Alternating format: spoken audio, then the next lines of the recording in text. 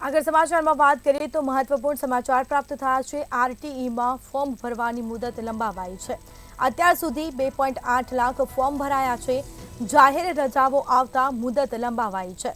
પ્રવેશ માટે 30 માર્ચ સુધી ફોર્મ ભરી શકાશે।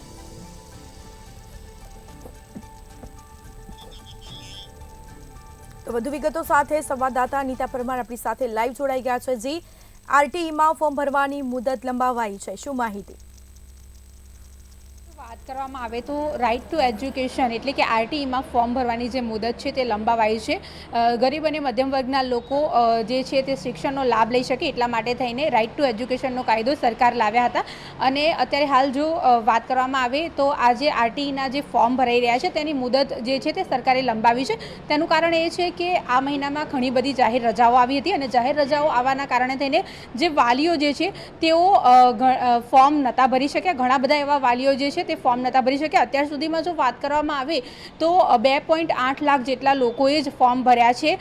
એટલા માટે થઈને અને હજુ જો વાત કરવામાં આવે તો 43,000 જેટલી સીટો જે છે 43,000 જેટલી બેઠકો જે છે તે હજુ સુધી બાકી છે। અને તેમાં જો વાત કરવામાં આવે તો હજુ ઘણા બધા એવા વાલીઓ જે છે તેમણે હજુ સુધી ફોર્મ ભરી શક્યા નહોતા। તેથી તેઓએ શિક્ષણ વિભાગને રજૂઆત કરી હતી અને આ રજૂઆતમાં તેઓએ જણાવ્યું હતું કે ઘણી બધી જાહેર રજાઓ આવવાના કારણે થઈને તેઓ ફોર્મ ના ભરી શક્યા। એટલા માટે થઈને અત્યારે હાલ તેઓએ જ્યારે રજૂઆત કરી ત્યારે રાઇટ ટુ એજ્યુકેશનની જે તારીખ જે છે ફોર્મ ભરવાની મુદત તે લંબાવી છે। અત્યારે હાલ જો વાત કરવામાં આવે તો પહેલાં શરૂઆતમાં 14 તારીખથી ફોર્મ ભરાતા હતા અને આજે એ મુદત પૂરી થતી હતી, પરંતુ 30 તારીખ સુધી હવે લોકો જે છે તે ફોર્મ ભરી શકશે।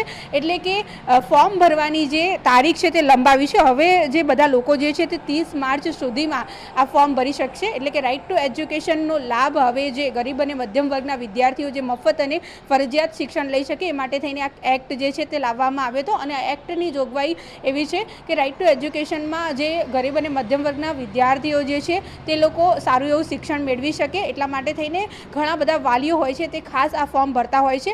અને અત્યાર સુધીમાં 2.8 લાખ લોકો જે છે તે લોકોએ ફોર્મ ભર્યા છે, પરંતુ ઘણી બધી બેઠકો હજુ સુધી ખાલી છે। એટલા માટે થઈને આ બેઠકો ઉપર વધારેમાં વધારે વાલીઓ જે છે તે આ જે આરટી એક્ટનો જે કાયદો છે તેનો લાભ લઈ શકે અને વિદ્યાર્થીઓ જે છે તે લોકોને મફત અને ફરજિયાત શિક્ષણ મળી શકે એટલા માટે થઈને આ જે ફોર્મ ભરવાની મુદત જે છે તે લંબાવાઈ છે। હવે જે વાલીઓ જે છે તે 30 માર્ચ સુધીમાં આરટીઈના ફોર્મ ભરી શકશે, કારણ કે મુદત લંબાવી છે। આજે છેલ્લી તારીખ હતી, પરંતુ 2 થી 3 દિવસ વધારે આપવામાં આવે છે। જી, તમામ જાણકારી આપવા બદલ આપનો આભાર।